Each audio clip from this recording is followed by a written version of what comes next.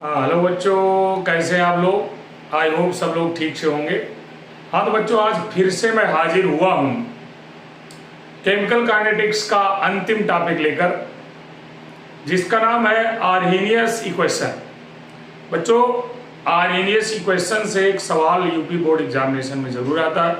कभी कभी इसको लिखने के लिए आ जाता है कि आर्हेनियस समीकरण लिखो। तो आप समझ लो कैसे और किस लिए, किस प्रकार से इसका यूज होता है इस अध्याय में, आइए जानते हैं। तो बच्चों,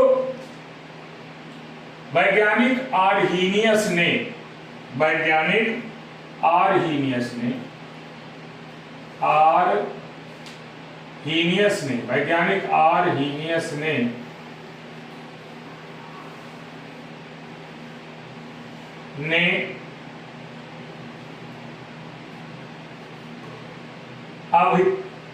अभिक्रिया के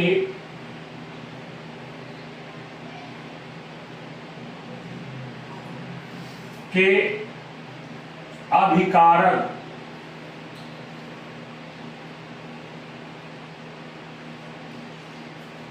की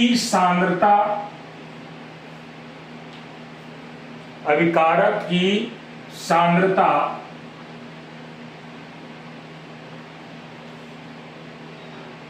ताप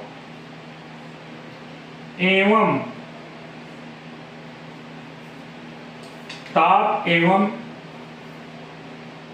संक्रियण ऊर्जा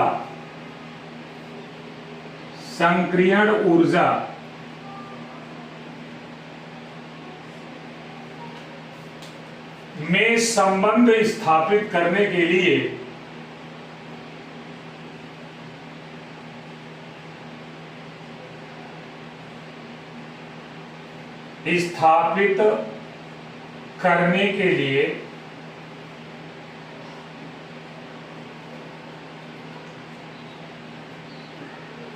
एक समीकरण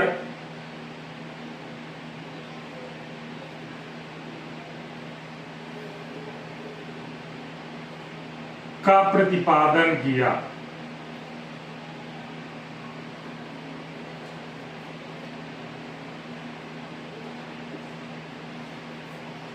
जिसे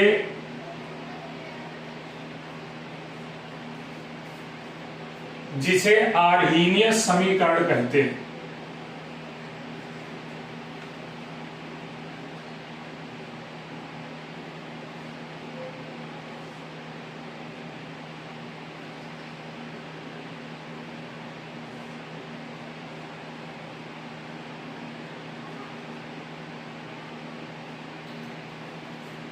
हाँ तो बच्चों, फिर से सुन लीजिए एक बार इसे।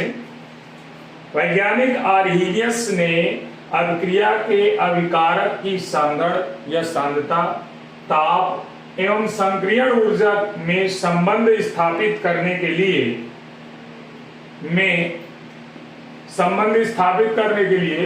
एक समीकरण का प्रतिपादन किया, जिसे आर्हेनियस समीकरण कहते हैं।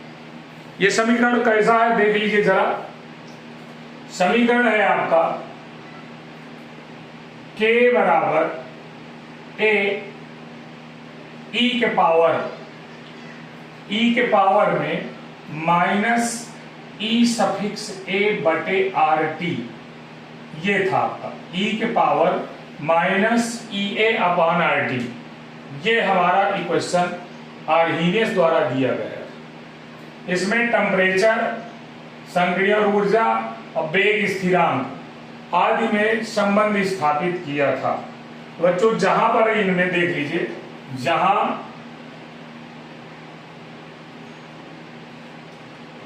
K क्या है ये जान लो, A क्या है ये जान लो, E A क्या है ये भी जान लो, R क्या है ये भी जान लो, T क्या है ये भी जान लो, सभी को जान लो। K है बच्चों वेग स्थिरांक।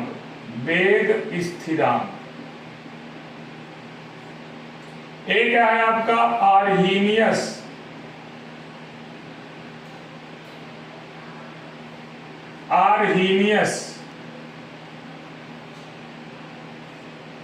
स्थिरांक। ई क्या है संक्रियण ऊर्जा।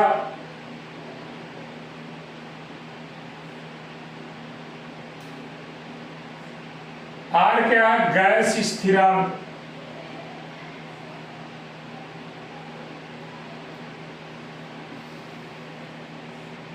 और टी क्या है? परमताप।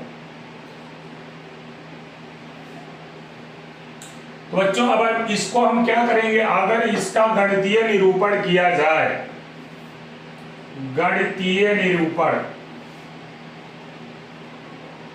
गणितीय निरूपण कैसे करेंगे? गणितीय निरूपण तो आप समझ लीजिए, ये जो हमारा समीकरण दिया हुआ है, समीकरण के दोनों पक्षों में log एक्सपोनेंशियल ले लिया जाए। ध्यान रहे, आर्हीनियस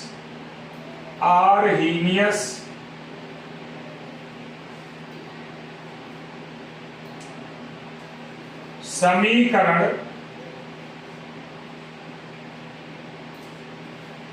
के दोनों पक्षों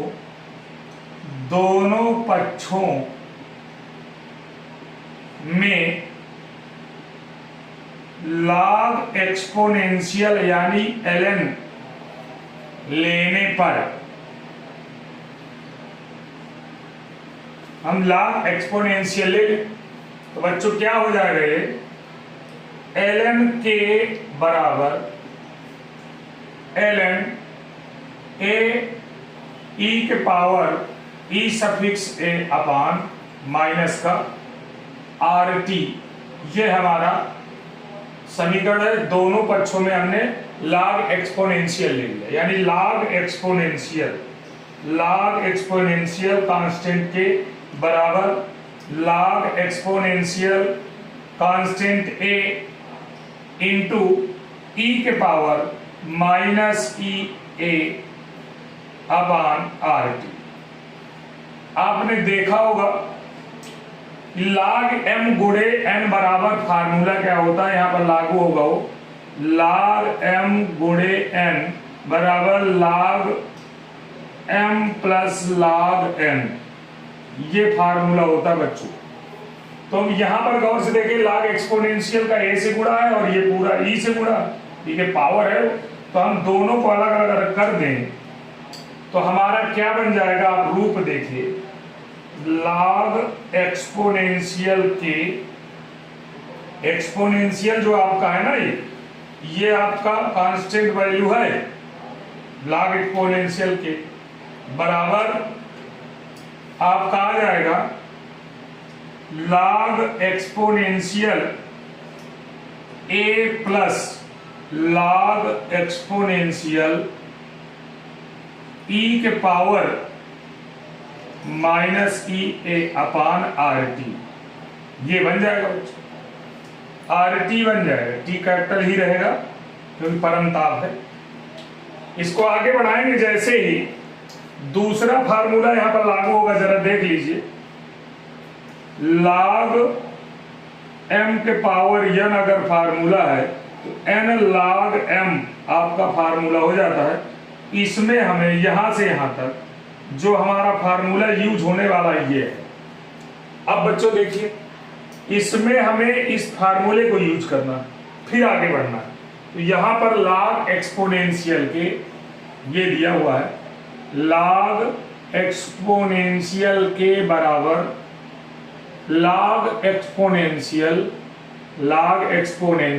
a, फिर इसके बाद प्लस log m के पावर n का फार्मूला है तो ये पहले आ जाएगा, तो हम अगर ब्रैकेट में लिखें तो माइनस ई ए अपान RT log एक्सपोनेंशियल e, ये फार्मूला बन जाएगा बच्चों।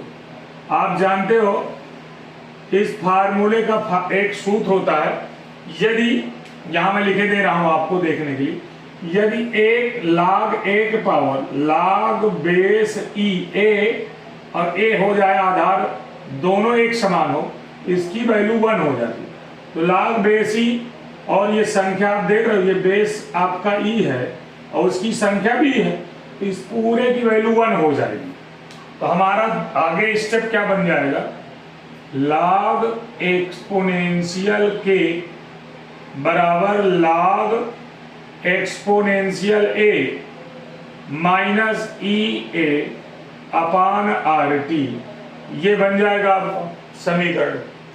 अब बच्चों मैंने पिछले वीडियो में आपको बताया था, हमेशा देखा करिए कि लॉग एक्सपोनेंशियल को अगर बदलना चाहते हैं लॉग बेस 10 में तो आपको 2.303 का 10 में मल्टीप्लाई करना पड़ेगा। आपको बिल्कुल समझ में आ गया होगा। एक्सपोनेंशियल को हटाना है क्योंकि एक्सपोनेंशियल की वैल्यू किसी भी टेबल में नहीं मिलती। बुक में जो टेबल दी रहती है वो लॉग बेस 10 की वैल्यू दी रहती है, बट नॉट एक्सपोनेंशियल कांस्टेंट की वैल्यू होती है, तो हम इसका मान नहीं निकाल सकते। इसलिए सदैव जब भी आपको एक्सपोनेंशियल दिखाई दे तो उसको लॉग बेस 10 में कन्वर्ट कर लेना चाहिए। तो हमने कन्वर्ट किया तो हमको इतने का गुणा करना पड़ा, यानी 2.303 लॉग बेस 10 में आ गया। और लॉग बेस 10 को लिखो अथवा ना लिखो, उसको लॉग, अगर कुछ नहीं लिखा तो लॉग बेस 10 मान लिया जाता है। तो हम कुछ नहीं लिखते, log 10 ना कुछ भी नहीं, तो log भर लिखा है तो log बेस 10 मान लिया जाता है। बराबर यहां भी आपको एक्सपोनेंशियल को चेंज कर लेना चाहिए, 2.303 log A minus EA upon RT, EA upon RT। अब क्या करते हैं, 2.30 का इसमें भी और इसमें भी भाग दे देते हैं, तो ये बन जाता है log K बराबर 2.303 log A में भी हम भाग दे देंगे किसका, 2.303 का, माइनस EA अपान RT में भी यहां भी हम भाग दे देंगे किसका, 2.303 का। ये देखिए 2.303 RT यहां लिख देंगे। अब बच्चों आप जान गए होंगे ये इससे कैंसिल हो जाएगा, तो बचेगा क्या हमारा, log K बराबर log A माइनस EA बटे 2.303 RT। तो बच्चों ये जो इक्वेशन हमारा गणितीय निरूपण प्राप्त हुआ, ये जब भी परीक्षा में आप लिखिए किसी डेरिवेशन को तो उसे अच्छे से बंद कर दीजिए बॉक्स में, ये हमारा डेरिवेशन प्राप्त हो जाएगा। अब इसके माध्यम से अगर हमको ग्राफ खींचना पड़े तो आपको ध्यान से समझना है। इसकी तुलना कर देते हैं हम, y बराबर ये माइनस वाला इधर ले आइए mx प्लस c से, समझिए माइनस वाला ये कांस्टेंट वैल्यू है, ये कांस्टेंट वैल्यू 1/t के अलावा। अगर हम इसको इस तरह लिख दें, log k बराबर माइनस EA अपान 2.303 R, इसका गुणा कर दें यहीं पर 1/t 1/t, अब प्लस में लिख दें log A। तो बच्चों ध्यान से समझिए, ये YH का जो माप होगी YH की हो जाएगी, ये जो प्रवणता दी है M, तो इतना ढेर सारा ये मटेरियल प्रवणता हो जाएगा, और ये x दिया तो ये x अक्ष की लंबाई जो x अक्ष में हम शो करेंगे वो हो जाएगी, और log बेस A अंतःखंड C की माप हो जाएगी, यानी ये C हो जाएगा। तो आपको हम थोड़ा सा पीछे बैक साइड में आ जाए, ग्राफ बता दें तो देखिए गौर से, ये है YH और ये है x अक्ष, ये है YH और ये है x अक्ष। तो देखिए y अक्ष में log k है आपका, तो ये जो पूरी लंबाई यहां से यहां तक हो जाएगी उसको हम लिख सकते हैं log k, ये वैल्यू log k की है, समझ लीजिए आप। ये जो वैल्यू ब्लू कलर से मैं डिनोट कर रहा हूं वो आपकी है log k, और इधर वाली जो वैल्यू है बेटा वो 1/T है, क्योंकि वो दिया देखो x की वैल्यू 1/T, ये तो आपकी प्रवणता।